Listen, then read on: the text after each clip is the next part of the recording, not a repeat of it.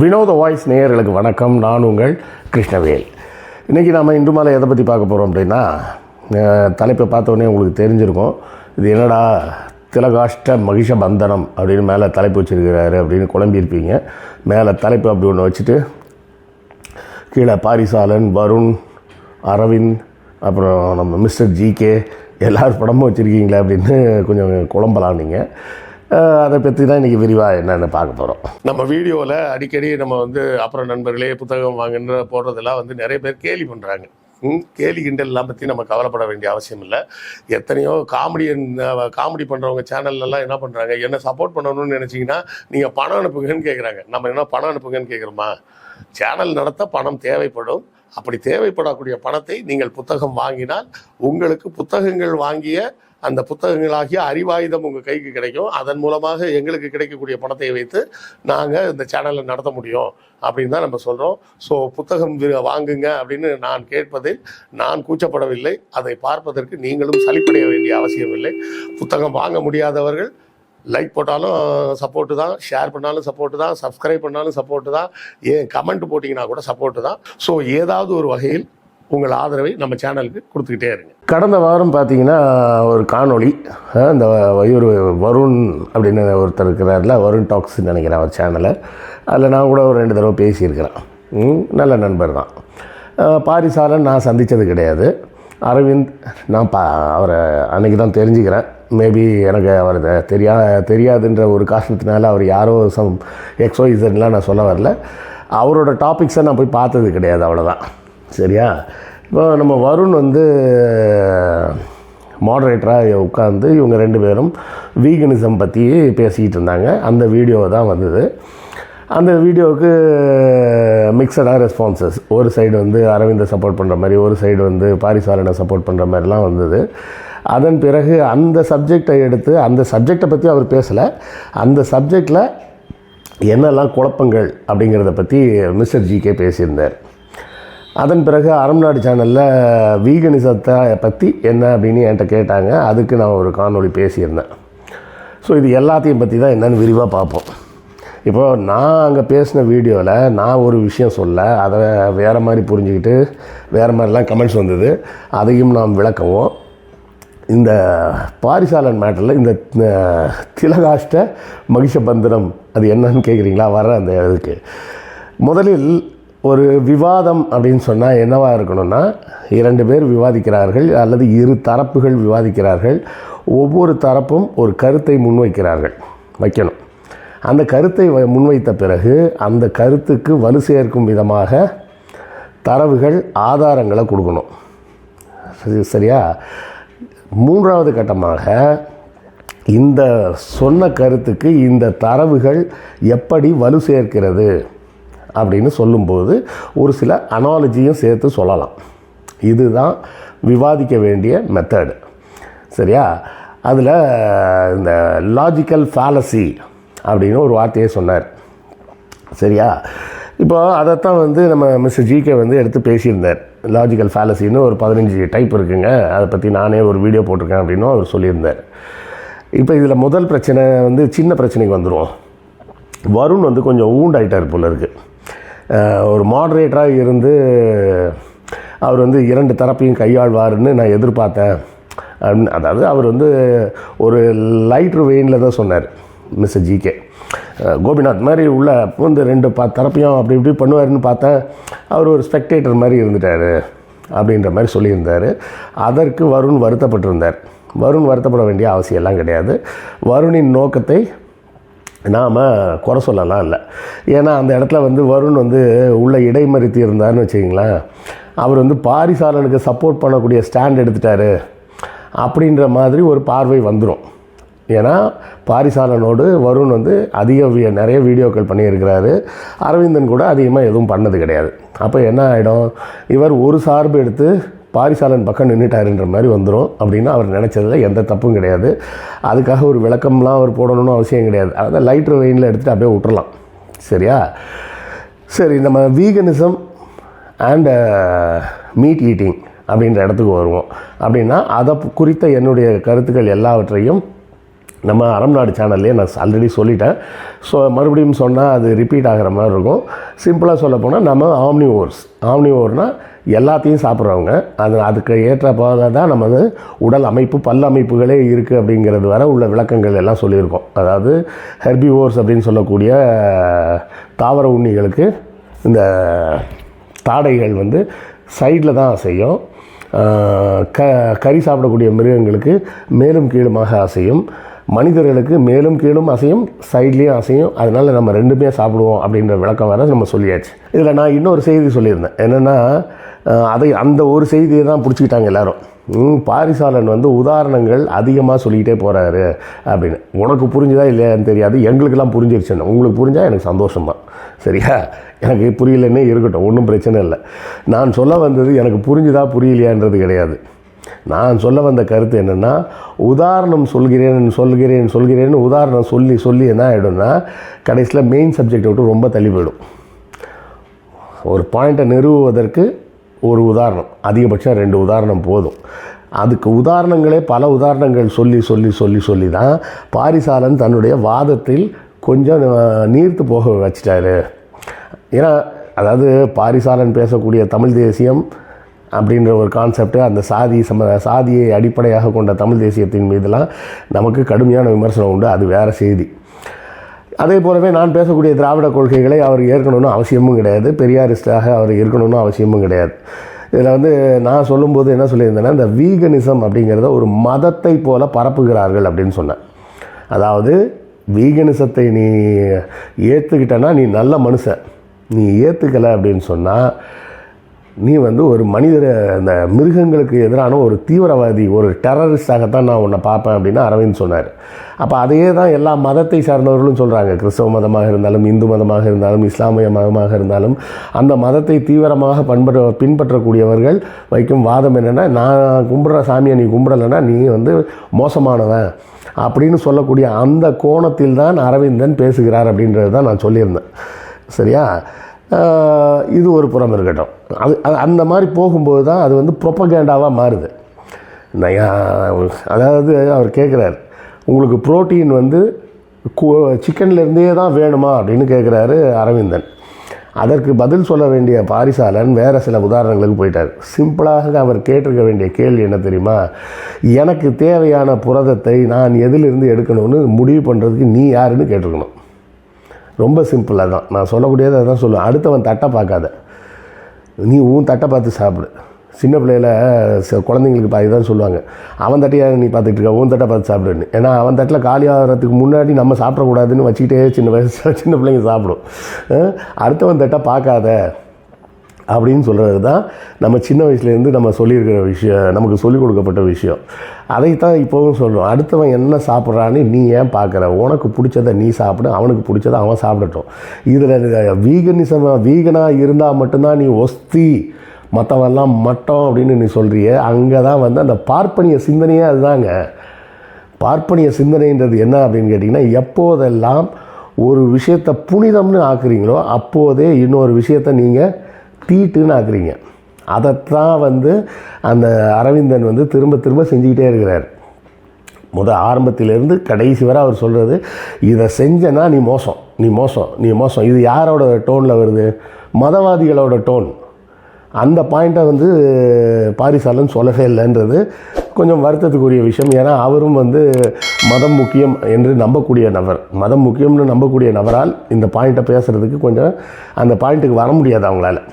சரி, இந்த திலகாஷ்ட மகிஷ பந்தனம்னு போட்டிருக்கீங்க, அதுக்கு இன்னும் வரவே இல்லை அப்படின்றீங்களா? அதை வர, அதாவது ஒரு காலத்தில் வந்து விஜயநகர பேரரசில் வந்து இது ஒரு கதை சொல்லுவாங்க, சரியா? இதெல்லாம் வந்து இல்லை லெஜெண்டரி ஸ்டோரிஸ், அவ்வளோதான். யாரோ ஒரு பெரிய திறமசாலி ஒருத்தர் வந்து என்னோட வாதம் புரியுங்க அப்படின்னு சொல்லி கிருஷ்ணதேவராயரோட அரண்மனைக்கு வந்தால் யாருமே வாதத்துக்கு வர தயாராக இல்லையா. அந்த அளவுக்கு அவர் வந்து மிகவும் திறமை வாய்ந்த அறிவாளி அப்படின்றதுனால யாரும் வரமாட்டேன்ட்டாங்களாம். அப்போது தெனாலிராமன் வந்து நான் வர்றேன், நாளைக்கு வர்றேன், நாம் வந்து திலகாஷ்ட மகிஷ பந்தனம் அப்படின்னு ஒரு புத்தகத்தை பற்றி பேசுவோம் அப்படின்னு சொல்லிட்டு அவர் போயிட்டு மறுநாள் ஒரு துணியை போட்டு மூடி எல்லாம் கட்டாக எடுத்துகிட்டு வந்தாராம். இவர் ஓலைச்சுவடி தான் எடுத்துகிட்டு வந்திருக்கிறார் போலன்னு நினச்சி எடுத்து கொண்டாந்து உள்ளே வச்சோடனே என்ன சொல்லுங்கண்ணா, இல்லை நீங்கள் சொல்கிற இந்த திலகாஷ்ட மகிஷ பந்தனம் எதுன்னு எனக்கு தெரியலைங்க, நான் தெரியாமல் எப்படிங்க வாதிட முடியும் அப்படின்னா. அப்போ உங்களுக்கு தான் எல்லாம் தெரியும் நீங்களா, அப்புறம் என்ன இது கூட தெரியலன்றீங்க அப்படின்னாராம். சொன்ன உடனே அவர் சரிங்க தோல்வியை ஒத்துக்கிட்டு போயிட்டாராம். போன உடனே மன்னர் கேட்டாராம், அது என்ன புத்தகம் காட்டுங்க பார்ப்போம் அப்படின்னு. உடனே ஒரு துணி மூட்டையை ஓப்பன் பண்ணி காமிச்சாராம். பார்த்தா கொஞ்சம் குச்சி இருந்துதான். அந்த குச்சி எல்லாத்தையும் ஒரு கயிறை போட்டு கட்டி வச்சுருந்தாராம். என்னதுங்க அப்படின்னு கேட்டால், இந்த குச்சி வந்து வேறு ஒன்றும் இல்லைங்க, எள்ளு செடியோட குச்சி. இந்த கயிறு வந்து எருமை மாடை கட்டி வச்சுருந்த கயிறு. திலகாஷ்ட மகிஷ பந்தனம் அப்படின்னா, திலகாஷ்டம்னா எள்ளு செடியை கட்டி வச்சிருக்க மகிஷ எருமையை கட்டக்கூடிய பந்தனம் கயிறு. திலகாஷ்ட மகிஷ பந்தனம்னா எருமையை கட்டும் கயிறால் கட்டி வைக்கப்பட்டிருக்க எள்ளு செடி அப்படின்றது தான் அதோட பொருள். அவர் பயந்து ஓட்டார் பார்த்தீங்களா அப்படின்னாராம். இது மாதிரி தான் அரவிந்தன் வாதம் பண்ணது. இதுக்கு பேர் வாதமா? வாதம்னா என்ன பண்ணணும்? அவர் ஒரு புக்கு சொல்கிறாருன்னா, இல்லை நீ ஒரு புக்கை சொல்லணும், அந்த புக்கு இதோ இருக்குது பாரு அப்படின்னு நீ எடுத்து வைக்கணும், அந்த புக்கை பற்றி பேசணும். அப்படி பேசினா அதுக்கு பேர் வாதம். இதுக்கு பேர் என்னது? ஏமாத்து வேலை. தெனாலிராமன் பண்ணதுக்கு பேர் என்னது? ஏமாத்து வேலை. அதைத்தான் அரவிந்தனும் பண்ணது. லாஜிக்கல் ஃபேலசி அப்படின்னு ஒரு வார்த்தையை சொல்லிவிட்டு, உங்களுக்கு லாஜிக்கல் ஃபேலசினாலே என்னன்னு தெரியல, அப்புறம் நீங்கள் எப்படி எங்கள் கூட நீங்கள் லாஜிக்காக பேசுவீங்க அப்படின்றாப்புல. எப்பா நீ வேணால் எலைட்டாக இருந்துக்கோ, எல்லாருக்கும் எல்லாமே தெரியணும்னு அவசியம் இல்லை, புரியுதா? ஒருவேளை அரவிந்தன் இந்த வீடியோவை பார்த்தா திலகாஷ்ட மகிஷ பந்தனம்னு அவருக்கு என்னன்னு தெரியுமான்னு எனக்கு தெரியாது. ஒரு விஷயம் எல்லாருக்குமே எல்லாமே தெரிஞ்சிருக்கணும்னு அவசியம் இல்லை. லாஜிக்கல் ஃபேலசின்னு ஒரு வார்த்தை தெரியலன்ற ஒரு காரணத்துக்காக அவர் உடனே கூகுளில் தேடி பார்த்துருக்கிறாரு பாரிசாலன். அது கொஞ்சம் ஆட்டோ கரெக்ட் ஆகிடுச்சு போல இருக்குது, அது லாஜிக்கல் ஃபால்ஸ்ன்னு ஆகிடுச்சு. அதையும் இவர் நக்கல் அடிக்கிறார் இன்னொரு வீடியோ போட்டு. நான் லாஜிக்கல் ஃபேலசின்னு சொன்னேன், அது அவர் சரியாக காதில் வாங்காமல் லாஜிக்கல் ஃபால்ஸ்ன்னு போட்டு தேடி இருக்காரு. அதனால தான் தர்க்க பொய் அப்படின்னு வந்துருச்சு. அது தர்க்க பொய் இல்லை, தர்க்க குறைபாடு அப்படின்னா அதுக்கு ஒரு விளக்கம். அதாவது அரவிந்தன் வந்து அந்த விவாதத்திலும் சரி, அதன் பிறகு தொடர்ந்து போட்ட இன்னொரு வீடியோலையும் சரி, தொடர்ச்சியாக அவர் செய்யக்கூடிய வேலை என்னென்னா, உன்னை விட நான் எலைட்டுன்னு காட்டணும்னு விரும்புகிறார். நீ வந்து ஒரு விவாதம்னா விவாதத்தில் உன்னுடைய கருத்துக்களை வைக்கணும். கருத்துக்களை வைக்காமல் இன்னொருத்தரை ஷேம் பண்ணுற வேலை பண்ணவே கூடாது. அது நம்ம வந்து இந்த திராவிட கருத்துக்கள் பேசக்கூடிய எல்லாருமே என்ன பண்ணுவோம்னா, அது நம் கருத்துக்கு எதிரான கருத்தாக பேசக்கூடிய ஒரு நபராக இருந்தாலும் அதுக்காக அவரை ஒதுக்கி தள்ளணும், அவரை ஓரங்கட்டி வைக்கணும் அப்படின்லாம் யோசிக்க மாட்டோம். ஒரு தடவை ஜோசப் விஜய்னு ஹெச் ராஜா சொன்னப்போ நம்ம தான் அதுக்கு கண்டித்து பேசணும். அதே போலத்தான் பாரிசாலனை வந்து நீ மட்டம் தட்ட, நீ வந்து பாரிசாலனோட கருத்தில் எனக்கு உடன்பாடு கிடையாதுன்றது வேறு கருத்து, அது டோட்டலாக வேறு சப்ஜெக்டு. ஆனால் பாரிசாலன் ஒரு கருத்தை முன்வைக்கும் வரும்போது அந்த கருத்துக்கு நேராக மோதுவதை விட்டு இந்த அரவிந்தன் என்ற நபர் செய்த வேலை பூரா என்னென்னா, உன்னை விட நான் ஒஸ்தி, உனக்கு ஒன்றும் தெரியாது அப்படின்ற இடத்தை நோக்கி நீ ஒரு கருத்து வைக்கிற வீகனிசம் சரின்னு அவர் என்ன சொல்கிறார், வீகனிசம் தேவையில்லை அப்படின்றார். வீகனிசம் தேவையில்லை என்பதற்கு அவர் சில கருத்துக்களை சொல்ல வந்தால் நீங்கள் சொல்கிறதெல்லாம் லாஜிக்கல் ஃபேலசின்றீங்க. இந்த அரவிந்தன் என்ற நபர் செய்தது பூரா என்னென்னா, அவர் என்ன கருத்தை எதிர்கருத்து சொன்னாலும் அது லாஜிக்கல் ஃபேலசி. இவர் சொல்கிறதெல்லாம் லாஜிக்கலி கரெக்டு. பாரிசாலன் கேட்ட கேள்வியை வந்து அந்த அரம்நாட்டில் நெறியாளர் தம்பி வந்து என்கிட்ட சொல்லும்போது 2 ரயில்வே ட்ராக்குன்னு சொல்லிட்டார். ஏன்னா அந்த மொதல் பாட்டை நான் பார்க்கல, 2வது பாட்டு தான் பார்த்தேன். அதில் வந்து அப்புறம் தான் போட்டுருந்தாங்க. அவர் சொன்னது வந்து ரயில்வே ட்ராக் இல்லை சார், தீப்பிடிச்ச வீடு அப்படின்னு சொல்லியிருந்தார். அப்போ ஒரு தீப்பிடித்த வீட்டில் ஒரு குழந்தையும் ஒரு நாய்க்குட்டியும் சிக்கி கொண்டால் யாரை முதலில் காப்பாற்றுவீர்கள் அப்படின்னு பாரிசாலன் கேட்க உடனே இவர் என்ன பதில் சொல்கிறாருன்னா, அப்பா இது எப்போவுமே இந்த கேள்வி என்னை கேட்டு டார்ச்சர் பண்ணுவாங்க, ஏன்னா நான் என்ன பதில் சொன்னாலும் என்னை வந்து மோசமானவனாக சித்தரிக்கிறதுக்காக. நான் வந்து நாய்க்குட்டியை காப்பாற்றுவேன்னு சொன்னால் குழந்தை மேலே உனக்கு அன்பு இல்லையாம்பாங்க, குழந்தையை காப்பாற்றுவேன்னு சொன்னால் உனக்கு அப்போ இவ்வளோ விலங்கு ஆர்வலர்னு பேசுகிற, அப்புறம் அந்த நாயை காப்பாற்ற மாட்டியா அப்படின்னு கேட்பாங்க. என்னை எப்படியாவது லாக் பண்ணணுன்றக்காகவே இந்த கேள்வி கேட்குறாங்க அப்படின்னு சொல்லிட்டு இது ஹைப்போத்தட்டிக்கல் கொஸ்டின் அப்படின்ட்டார். ஒரு எரியும் வீட்டில் ஒரு குழந்தையும் ஒரு நாய்க்குட்டியும் சிக்கிக்கொள்வது ஹைப்போத்தட்டிக்கல் சிச்சுவேஷன்லாம் கிடையாது, ரியல் லைஃப்பில் நடக்கக்கூடிய ஒரு சிச்சுவேஷன் தான். அது எப்படி ஹைப்போத்தட்டிக்கல் ஆகும்? அப்போது ஒரு தீப்பிடித்த இடத்துல இருந்து யாரை காப்பாற்ற வேண்டும் அப்படிங்கிறதுக்கு ஒரு ஆர்டரே இருக்குது. என்ன ஆர்டர் இருக்குது? குழந்தைகள், பெண்கள், முதியவர்கள். இதுதான் ஆர்டர். முதலில் காப்பாற்றப்பட வேண்டியது குழந்தைகள், அதன் பிறகு பெண்கள், அதன் பிறகு வயதானவர்கள். இந்த ஆர்டரில் தான் காப்பாற்றணுன்றதுக்கு நம்மளுடைய இலக்கியங்களில் சிலப்பதிகாரம் முதற்கொண்டு எல்லாத்துலேயுமே இருக்குது. கரெக்டாக? சிலப்பதிகாரத்தில் இன்னொரு ஐட்டமும் சேர்த்து சொல்லியிருப்பாங்க, இன்னும் 2 ஐட்டம் சேர்த்து சொல்லியிருப்பாங்க. அதில் நமக்கு உடன்பாடு கிடையாதுன்னு வச்சிங்களேன். குழந்தைகள், பெண்டீர், முதியோர், அந்தனர், அப்புறம் பசு அப்படின்னு சேர்த்துருப்பாங்க. அந்த கடைசி 2ல் நமக்கு இது இல்லை. அப்போ கூட அந்த சிலப்பதிகாரம் சொல்கிறதே பாருங்கள், விலங்குகளை காப்பாற்றணும்னு சொல்லும்போது கூட அது 5வது இடத்துல தான் வச்சுருக்கிறாங்க. ஆர்டர் ஆஃப் சர்வைவல்னு ஒன்று இருக்குங்க. இந்த ஆர்டர் ஆஃப் சர்வைவல் தான் மனித குலத்துக்கு உண்டானது. நான் நாய்க்குட்டியை காப்பாற்றினா இது ஹைப்போத்தட்டிக்கல் கொஸ்டின்லாம் கிடையாது. ப்ராக்டிக்கலாக நடக்கும் வாய்ப்பு இருக்கா இல்லையாங்க? ஏதோ ஒரு வீடு தீ பிடிச்சா அந்த வீட்டில் ஒருத்தங்க நாய் வளர்ப்பாங்க, குழந்தையும் இருக்கும். ஒரு ஃபயர் ஃபைட்டர் உள்ளே போனாருன்னா நீங்கள் கேட்டு பாருங்கள், ஃபயர் ஃபைட்டர் யாரை முதல்ல காப்பாற்றுவாருன்னு. அங்கே ஒரு பெரியவர் இருக்கார், ஒரு குழந்தை இருக்குது, ஒரு நாய் இருக்குன்னா முதல்ல அவர் குழந்தைய தான் காப்பாற்றுவார். அதுதான் ஆர்டர். சரியா? அந்த குழந்தையை காப்பாற்றிட்டு அப்புறம் அந்த பெரியவரை காப்பாற்றிட்டு நான் சொல்லும்போது அதான் சொன்னேன், நாய்க்குட்டியை காப்பாற்றணும் அவசியம் இல்லை, அது ஓடி போயிடும் அப்படின்னு சொன்னேன்.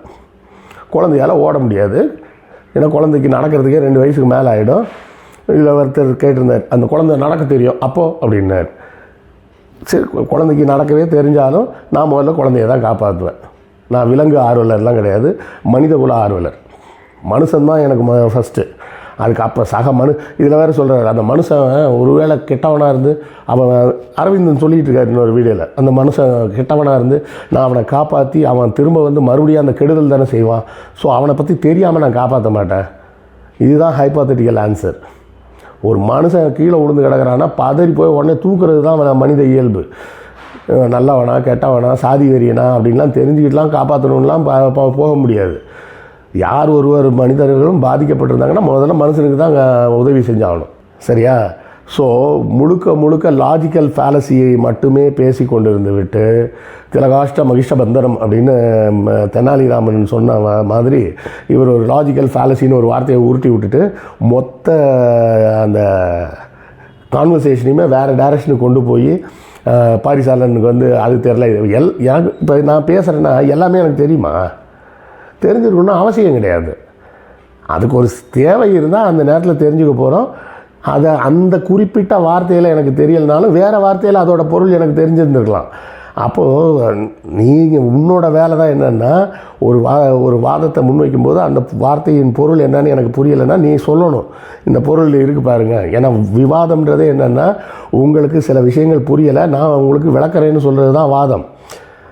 நான் சொன்னால் உனக்கு தெரியல அப்படின்னா நீ அவுட் அப்படின்னு சொல்கிறதுக்கு பேர் என்னது? போங்காட்டம். அந்த போங்காட்டம் ஆடிவிட்டு நான் தான் விக்டிமு அப்படின்னு விக்டிம் கேம் வேறு ப்ளே பண்ணிகிட்டு இருக்கிறாரு அரவிந்தன். பாரிசாலனோட ஆதரவாளர்கள்லாம் நேராக என் கமெண்ட் பூரா என்னை திட்டி வைக்கிறாங்க.